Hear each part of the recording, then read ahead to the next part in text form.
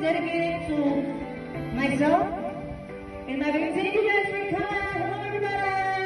Are you glad to be there? What about you guys? Woo! Hi!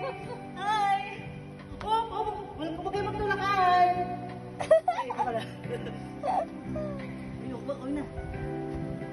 All of my life, lying on his head, what does he was right?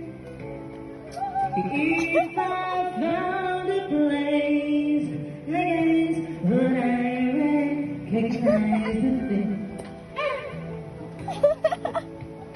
Something's telling me